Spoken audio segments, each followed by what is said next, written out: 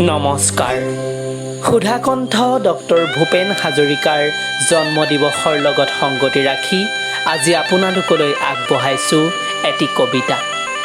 কবিতাৰ শিৰোনাম ভূপেন মামা, কথা হিমাক্ষী কলিতা, পাঠ মানস প্ৰীতম শইকীয়া।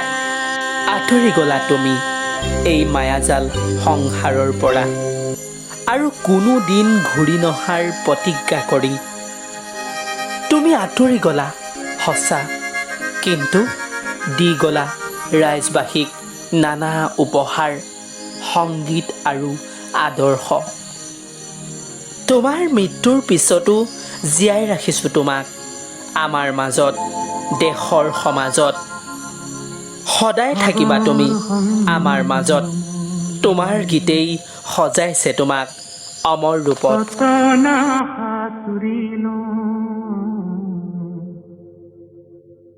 তথাপিতো হোৱা নাই প্লান,